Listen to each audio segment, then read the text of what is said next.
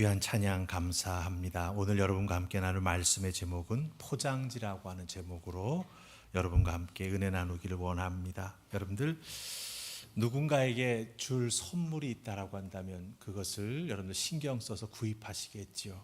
그 다음에 받을 사람을 생각하면서 아마 정성을 다해서 포장지로 포장을 하실 겁니다.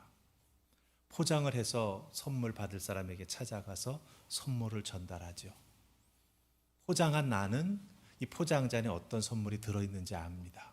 하지만 그 선물을 받는 사람은 포장지로 쌓여 있기에 그 선물이 어떤 선물인지 알 수가 없습니다. 이 포장지 안에 들어있는 선물이 어떤 선물인지를 알려면 어떻게 해야 되죠? 그 포장지를 뜯어보아야 합니다. 그렇죠? 예, 뜯어 열어보아야 어떤 선물이 그 포장지 안에 쌓여서 들어있는지를 알 수 있게 된다라고 하는 것이죠. 제가 이 말씀을 왜 드리냐 하면 오늘 말씀을 보면은요, 선지자가 선지자를 만납니다. 그런데 유다에서 온 이름 없는 하나님의 사람이 선지자가 베델에서 만난 베델의 늙은 선지자 때문에 죽습니다. 선지자가 선지자를 만났는데 그것 때문에 한 선지자가 죽게 된다라고 하는 것이죠. 선지자라고 하는 포장지로 쌓여 있지만 그 포장지로 쌓여진 선지자라고 하는 이름을 가지고 찾아와 만난 사람 때문에 죽게 된다라고 하는 것입니다. 오늘 말씀뿐만 아니라 월요일까지 이 말씀 우리 생명의 삶에 쭉 연결돼 나오는데 그 말씀까지 잘 살펴보아도 이 베델에 있는 늙은 선지자가 왜 갑자기 이 사람을 찾아갔는지, 그렇죠? 그리고 속여 거짓말해서 자기 집으로 이끌어 왔는지, 자기 앞에서 사람이 죽어 넘어져 가도 그 일로 인해서 하나님 앞에 나아가 회개하는 모습을 찾아볼 수 없다라고 하는 거예요. 그리고 오히려 여로보암 왕은 자기에게 와서 하나님의 말씀을 전했던 유다의 이름 없는 하나님의 사람이 죽음으로 말미암아 더욱더 하나님 앞에 악한 죄를 짓게 되는 여로보암 왕의 모습을 보게 된다라고 하는 것이죠. 회개하지 않는 선지자, 그 선지자를 보면서 더 악한 길로 따라가면서 하나님 앞에 죄를 짓는 여로보암, 이 모습을 보면 결국 무슨 생각이 듭니까? 죽은 선지자, 유다의 이름 없는 이 하나님의 사람만 불쌍하구나라고 하는 생각이 듭니다. 여러분 어떻게 생각하세요? 하나님의 일 실컷 했는데 죽었어요. 불쌍한 건 맞습니다. 그런데 불쌍한 것이 맞긴 한데 왜 죽었나를 가만히 살펴보면 자기 자신이 조금만 더 끝까지 하나님 말씀 안에 머물러 있었더라면, 자기 자신이 조금만 더 영적으로 해이해지지 아니하고 긴장하면서 말씀을 지키기 위해서 끝까지 쉬지 않고 걸어 나아갔다라고 한다면 그 선지자의 인생은 길에서 비명행사하는 인생으로 끝나지 않을 수도 있었을 것이다 라고 하는 것이죠. 우리는 예수를 믿는 그리스도인들입니다. 유다에서 온 이름 없는 하나님의 사람처럼 불쌍하게 우리의 인생이 끝나서는 안 된다라고 하는 것이죠. 주님을 위하여 주님의 일을 행하며 하나님께 영광 올려드리며 하나님의 축복 가운데 천국을 소망하는 삶을 우리가 끝까지 살아가야 된다고 하는 거죠. 요즘은 예수 믿는 사람 때문에 예수 믿는 사람이 어렵고 힘든 일들을 경험하는 세상이기도 합니다. 둘 다 예수 믿는다고 만나서 좋다고 뭔가를 새롭게 시작했는데 그것 때문에 어렵고 힘든 일들을 누군가는 겪게 되는 것들을 많이 보게 된다고 하는 거예요. 이 상황 속에서 우리는 도대체 어떻게 믿음을 가지고 이 세상 가운데 살아가야 할까? 그리스도인이라고 하는 포장지에 쌓여 있는 그 사람을 내가 어떻게 잘 분별해야 그 포장 안에 무엇이 들어있는지 깨달아 알 수 있을까? 그래야 내가 실족하여 넘어지지 아니하고 하나님의 은혜 가운데 세워져 나아가는, 축복받는 인생이 될 수 있을까? 오늘 주신 말씀을 통해서 함께 살펴볼 수 있기를 원합니다. 자, 우리 14절 말씀 보십시다.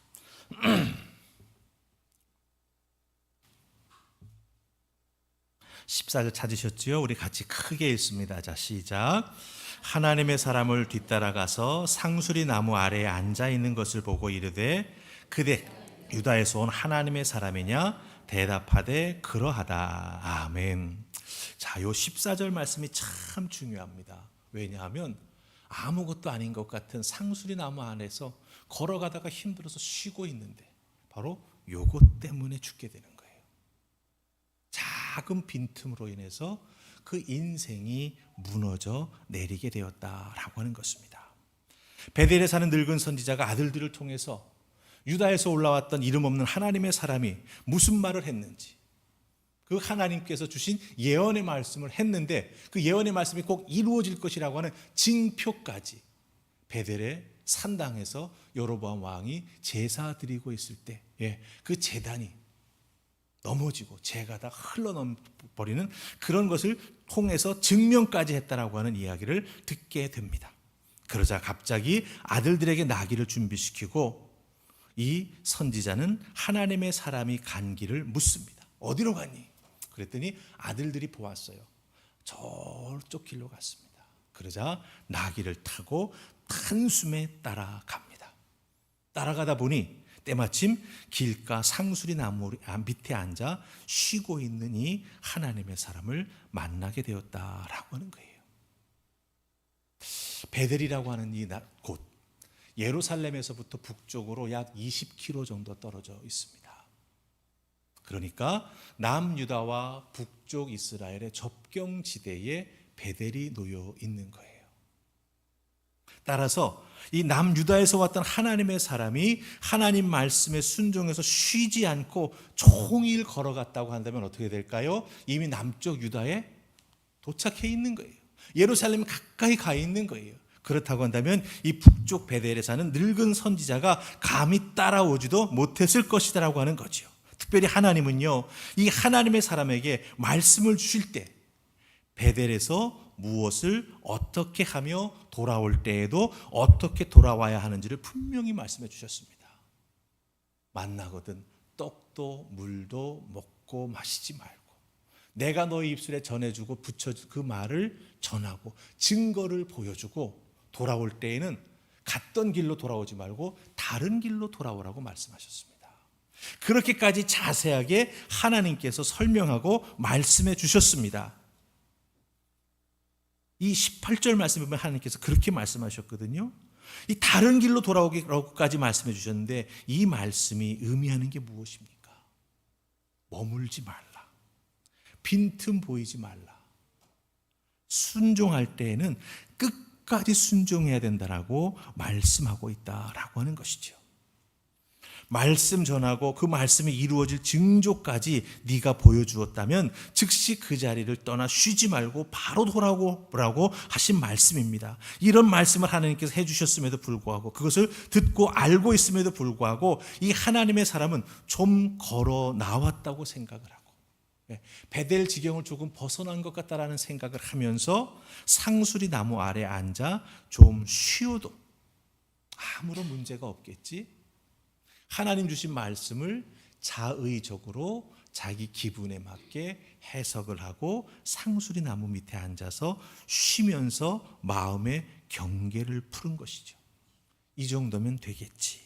미루어 짐작하고 느끼면서 휴 하고 한숨을 내쉬면서 그 자리에서 쉬고 있다라고 하는 것입니다. 여러분, 이게 바로 작은 빈틈이에요. 좀 쉬어도 문제 없겠지. 하나님은 쉬지 말고 끝까지 오라고 말씀하셨는데 이 사람은 좀 쉬어도 되겠지라고 생각했어요. 하나님 주신 말씀에 대한 자의적인 해석이요 자의적인 느낌을 가지고 그렇게 행했다라고 하는 것입니다. 여러분, 여기서 우리가 믿음의 사람으로서 발견해야 될 것이 있습니다. 하나님을 향한 우리의 믿음, 하나님 말씀을 향한 우리의 순종은 내 느낌대로 하는 것이 아니라고 하는 것입니다. 내 느낌이 좋다고 내가 하나님 말씀에 온전히 순종한 것이 되는 것은 아니라고 하는 것입니다. 왜냐하면 이 상수리 나무 아래 앉아 쉬고 있는 것이 원인이 되어서 이 하나님의 사람은 결국 사자에게 물려 죽게 되고 만다라고 하는 것이죠. 그렇기 때문에 여러분들 우리가 신앙생활에 나아가면서 나 오늘 기분 좋은데 으쓱거릴 때가 있어요. 그러면 우리가 좀 오버하는 경우도 많아지는 거죠. 감정에 따라서 하나님을 믿는 우리들의 믿음이 흔들린다거나 감정에 따라서 기분에 따라서 내가 하나님 앞에 순종해 나아가는 모습들이 이 모습이 됐다가 저 모습이 됐다라고 한다면 하나님 앞에 우리는 도대체 진짜 어떤 모습을 가지고 신앙생활에 나아가는지 한번 스스로 돌아볼 필요가 있다라고 하는 거죠.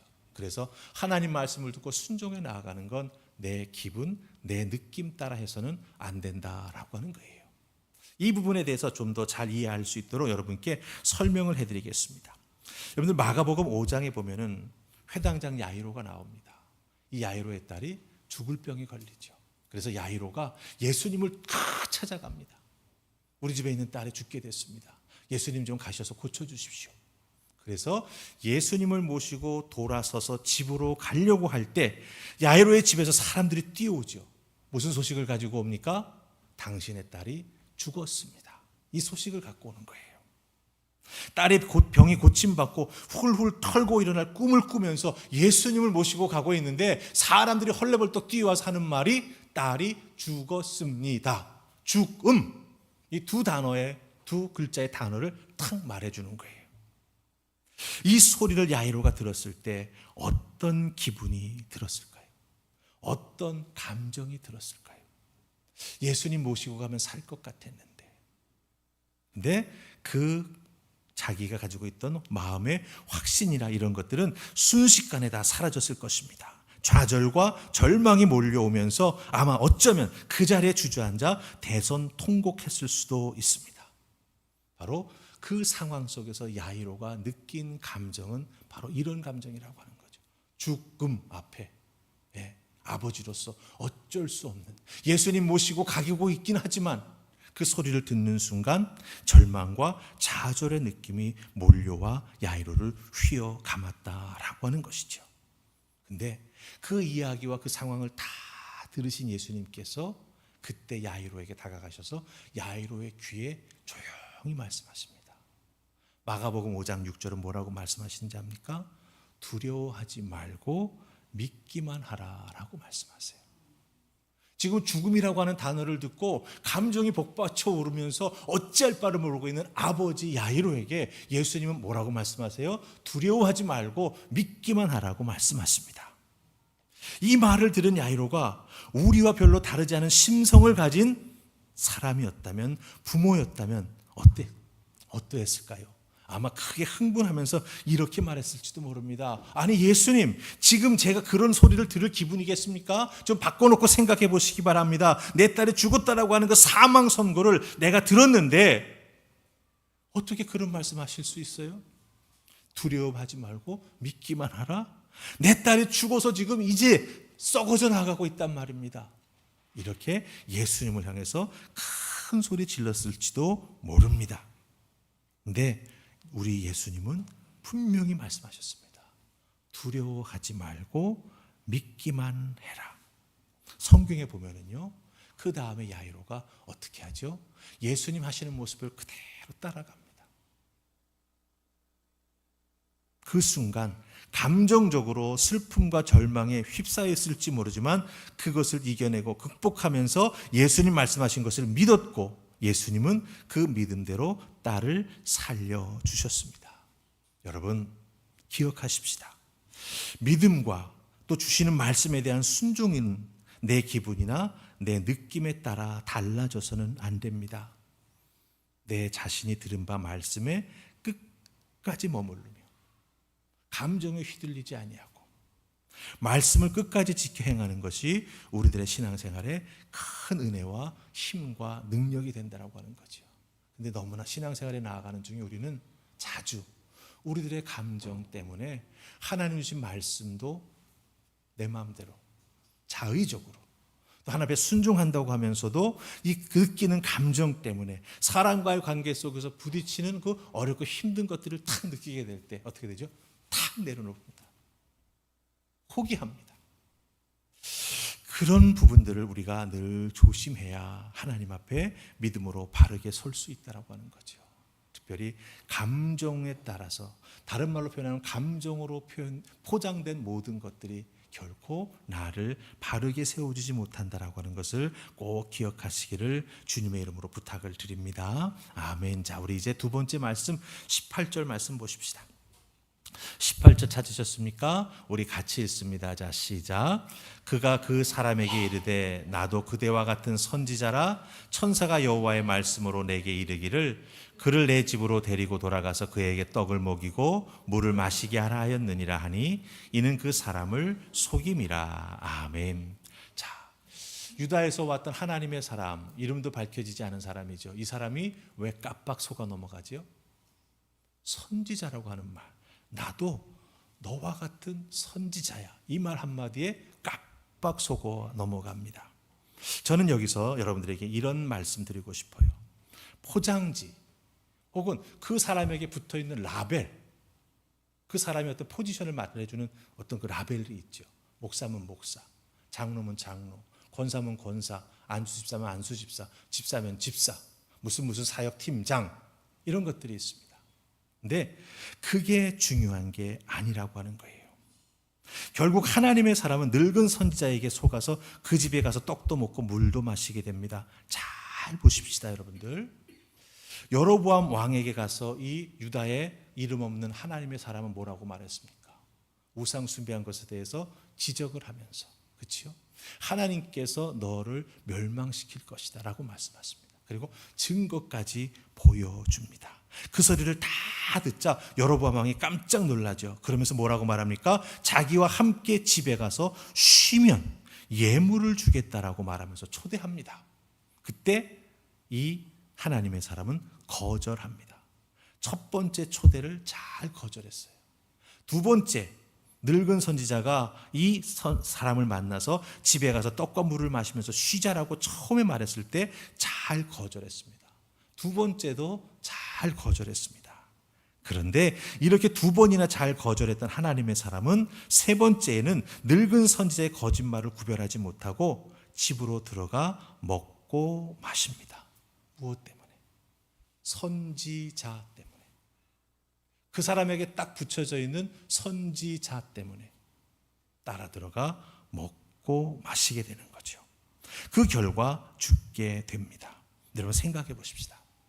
하나님께서 이 이름 없는 유다의 하나님의 사람에게 베델에 가서 무엇을 어떻게 해야 할지 입술에 딱 붙여주셨죠. 그리고 그것이 꼭 이루어질 것이라고 하는 증거까지도 그 제단에서 일어날 것이라고 하는 걸 알려주셨습니다. 자기가 말했고 제단에서 일어났습니다. 그것을 말리려고 했던 여로보암의 왕의 손이 말라버렸습니다. 기도했더니 그 말았던 손이 다시 풀렸습니다. 이런 걸 다 경험한 사람이지 않습니까? 하나님께서 처음부터 직접 말씀해 주셨습니다. 다른 사람을 통해서 이렇게 해야 된다라고 말씀해 주시지 않았습니다. 그런데 떡을 먹고 물을 마셔도 되는 것을 다른 사람을 통해서 하나님이 말씀해 주신다? 여러분, 저는 이거는 합리적 의심의 대상이라고 생각이 됩니다. 왜냐하면 처음 주셨던 하나님의 말씀과 전혀 다른 말씀을 주시는데 직접 말씀해 주시지 아니하고 제3자를 통해서 그 말씀을 알려주신다? 좀 이상하지 않을까요? 근데 이 사람은 의심하지 않았습니다. 왜 의심하지 않았을까요? 나도 그대와 같은 선지자라고 하는 이 말 때문에 의심하지 않았습니다. 여러분, 이 말을 하고 있는 늙은 선지자가 살고 있는 곳은 베델입니다. 이 베델이 지금 어떤 상태에 있습니까? 베델은 하나님의 집이라고 하는 뜻입니다. 그런데 이 베델이 북이스라엘의 우상의 본거지가 되었습니다. 금송아지를 2개 만들어가지고 여로보암 왕이 하나는 베델에 하나는 단에 둡니다. 그리고 가짜 신앙의 절기를 만들어서 예루살렘에 내려가서 제사 드리지 못하도록 아주 집요하게 방해합니다. 그러면서 우상 숭배하게 만듭니다. 근데 이 베델은 야곱이 하나님을 만났던 곳 아닙니까? 도망치면서 하나님이 자기에서 떠나 있는 것이라고 생각했었는데 베델에서 하나님을 만나면서 하나님이 나와 함께 계시는구나 하는 걸 확신하게 되면서 깨달아 알아 하나님 앞에 감사하면서 제단을 쌓았던 곳이 바로 베델입니다. 야곱이 베델에서 하나님을 만났기에 아버지와 형을 속여서 집을 풍지박살낸 나쁜 아들, 나쁜 동생으로 끝나버릴 뻔했던 인생이 하나님의 은혜로 이름이 이스라엘로 바뀌면서 진정한 이스라엘의 시작점이 되지 않습니까? 그 12아들이 지파를 이끌어가는 아들들이 되는 거예요. 집안 말아먹은 놈에서 어떻게 됩니까? 하나님의 은혜로 이름이 바뀌면서 그 인생이 바뀌면서 하나님의 은혜의 통로로 쓰임받게 되었다라고 하는 거예요. 바로 이런 베델이 여로보암 왕으로 인해서 우상숭배의 중심지가 되었습니다. 이곳에 자칭 늙은 선지자가 살고 있어요. 선지자, 어떤 사람입니까, 여러분들? 선지자, 무엇을 하는 사람입니까? 선지자는요, 하나님께서 그 시대에 특별히 살아가고 있는 하나님의 사람들에게 하나님의 마음을 알려주시는 말씀을 그 입술에 붙여주실 때 그 붙여주신 말씀을 가지고 그대로 전하는 사람이 선지자입니다. 하나님의 말씀을 직접 받아 전하는 사람이 선지자입니다. 그런데 이 늙은 선지자는 선지자라고 하는 타이틀은 가지고 있는데, 라벨은 가지고 있는데 자기의 입으로 전해야 할 하나님의 말씀이 없습니다. 금송아지 만들어 우상 세우고 산당 세워서 거기에서 제사 지내고 가짜 신앙의 절기를 만들어 가지고 이스라엘 백성들의 신앙을 가짜 신앙으로 만들어 버리는 그런 여로보암 왕에게 나아가 하나님 주신 말씀도 전하지 못합니다. 왕 앞에 나아가 우상 숭배라는 말도 못합니다. 뭐는 있는데? 타이틀 선지자는 있는데, 선지자라고 하는 타이틀은 있지만 결국 믿음도 없고 더더욱 하나님 말씀 주신 말씀도 없습니다. 그럼 뭐지요? 선지자가 아니라 가짜입니다. 가짜예요. 자, 그렇다고 한다면 여러분들 한번 우리를 보십시다. 우리는 이 땅에서 예수님을 믿습니다. 그러기에 사상 사람들은 우리를 그리스도인이라고 불러주지요. 우리 한국에 복음이 처음 전해졌을 때 예수 믿는 사람들을 예수쟁이라고 불렀습니다. 예수쟁이. 이 쟁이라고 하는 말 자체가 국어사전을 찾아보면 사람을 홀하게 하다라고 하는 말로 표현해 줍니다. 홀하다라고 하는 말은 뭐냐 하면 그 사람을 대수롭지 않게 여기다, 별 볼 일 없는 사람으로 여긴다라고 할 때 홀하다라고 하는 한국말이 있더라고요. 그러니까 예수 믿는 사람들은 별 볼 일 없는 사람이라고 하는 뜻으로 불리움을 받았습니다. 예수쟁이, 이상한 취급을 받았습니다. 그러다가 우리 한국교회가 부흥을 하면서 우리 예수 믿는 사람들은 그리스도인 혹은 크리스찬이라 불리워지기 시작했습니다. 여러분들, 그리스도인 혹은 크리스찬이라고 하는 말은 무슨 뜻입니까? 그리스도를 닮은 사람, Christ like. 또 어원적으로 보자면 크리스찬이라고 할 때 뒤에 붙는 TIAN은 어디 출신이라고 하는 뜻을 가지고 있습니다. 그럼 뭐예요? 크리스찬, 크라이스트, 예수님 출신, 그리스도 출신이라고 하는 뜻이에요. 그러니까 나라고 하는 사람이 예수 믿으면 어디에서부터 태어났고 무엇을 향해 가는지가 정확하게 보여진다라고 하는 거예요. 예수님을 통해서 구원받아 새롭게 태어났고 천국 향해 나아가는 하나님의 사람이라고 하는 거죠. 그게 바로 크리스찬이라고 하는 단어 속에 다 담겨져 있는 겁니다. 그런데 다시 요즘 우리 예수 믿는 사람들은 이상한 사람 취급당하기 시작했습니다. 개독교라고 하는 말을 들은 지는 오래됐습니다. 예수 믿는 사람들이 이런 말 저런 말 해도 세상 사람들은 귀 기울이지 않습니다. 거꾸로 얘기하면 그리스도인이라는 타이틀은 가지고 있는데, 명칭은 가지고 있는데, 라벨은 붙어 있는데 그 타이틀에, 그 라벨에, 그 명칭에 합당한 자기 자신의 삶이 없기에, 하나님 주신 세상을 향해서 말할 수 있는 말씀이 내 입술에 붙어 있지 않기에 그리스도인이라고 하는 말, 크리스찬이라고 하는 말은 그저 나를 포장하는 포장지로 사용되고 있을 뿐이다라고 하는 것이죠. 여러분, 앞으로도 그렇게 살아가기를 원하십니까? 여러분의 자녀들에게 예수 믿으라고 말할 때 엄마 나 학교에서 예수 믿는 사람이라고 말 못해. 여러분의 자녀들이 그렇게 말할 수도 있다라고 하는 거죠. 그렇기 때문에 우리 믿는 사람들은요, 분명히 자기 스스로에게 물어보아야 합니다. 나 예수 그리스도를 구세주로 고백하는 그리스도인 맞지? 아멘으로 대답한다면 이제부터 어떻게 살아가야 되죠?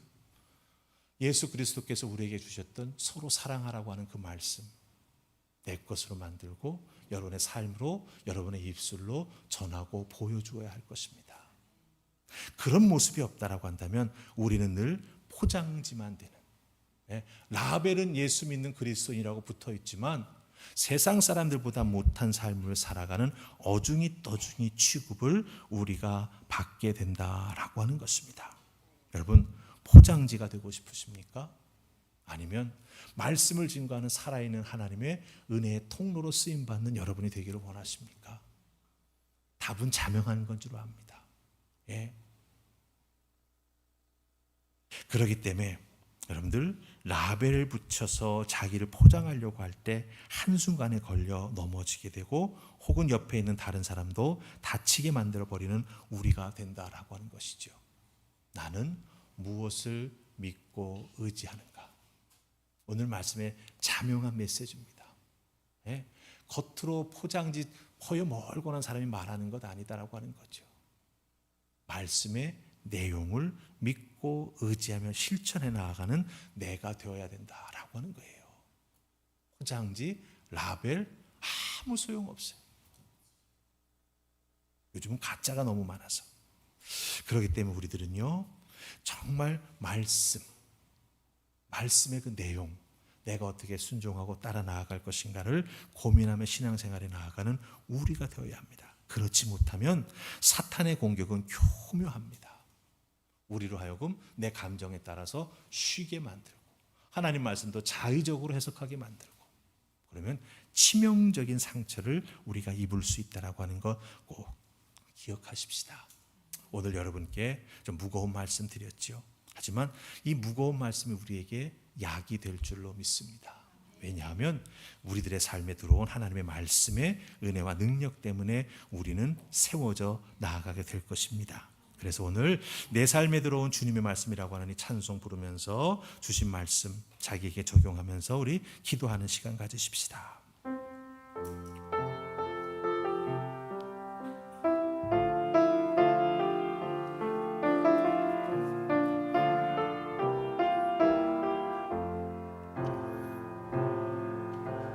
삶에 들어 주님의 말씀이 내게 빛이 됐으니 내 삶의 어두운 절망 가운데 소망 보게 하시네. 내 삶에 들어오 주님의 말씀이 나를 인도하시니 내 삶의 막막한 문제 가운데 주 뜻 보게 하시네. 말씀이 행사하기를, 말씀이 내게 살아있기를, 하나님 말씀을 듣겠나이다. 주님의 음성을 듣겠나, 주님의 말씀을 듣겠나이다. 주님의 말씀을 듣겠나이다. 주님의 뜻대로, 주님의 뜻대로 살겠나이다.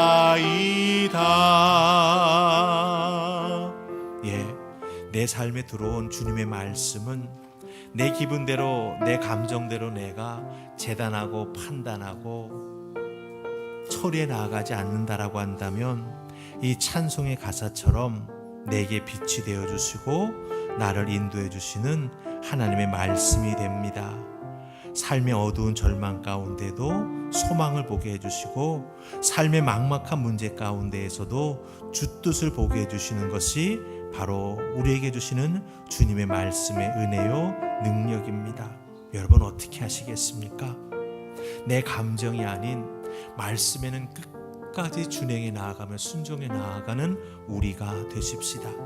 주변에서 무슨 말이 내 귀에 들려온다 할지라도 주님께서 해주신 말씀 두려워하지 말라, 믿기만 해.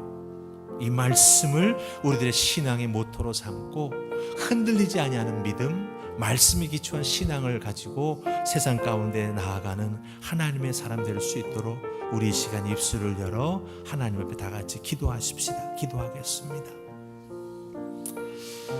주님, 저희들에게는 매일매일 말씀을 주십니다. 또 주님 전에 나와 예배할 때에도 말씀을 주십니다. 말씀을 먹습니다. 하나님, 그러게 저희들은 말씀의 사람입니다. 말씀의 능력에 사로잡힌 사람입니다. 말씀 따라 살아나가는 하나님의 사람들입니다. 이것을 잘 기억하게 하시고, 하나님, 내 느낌이나 내 감정 따라 말씀을 재단하거나 내 마음대로 해석하지 않도록 주여 도우시고, 온전히 이끄시는 성령님 은혜 가운데 끝까지 말씀 가운데 머물러 있는 우리가 되게 하시고, 포장된 것 혹은 라벨로 인해서 들려지는 그런 말씀이 아니라 말씀의 내용을 깨달아 알고 아버지 앞에 준행하며 순종해 나아가는 우리 모두가 되게 하여 주시옵소서. 아버지, 도와주시기를 소원합니다. 아버지, 역사해 주시옵소서. 그 말씀만이 나를 살리고 나를 이끌어 주십니다. 아버지, 주님 고맙습니다. 내 삶에 들어온 주님의 말씀, 매일매일 묵상하는 그 말씀이 내 삶을 이끌어가고 내 삶을 지탱하고 내 삶을 살려줍니다. 기억하게 하옵소서. 내 느낌, 내 감정이 아닌 말씀 안에 끝까지 머무는 그 믿음을 지켜나가는 하나님의 자녀들 다 될 수 있도록 축복하시고, 그 과정이 아무리 어렵다 할지라도 성령님 보혜사 되셔서 우리와 함께 해주시고 지켜주시기에 저희들 그 길을 걸어갈 수 있을 줄 믿습니다. 축복하시고 이끌어 주시옵소서. 예수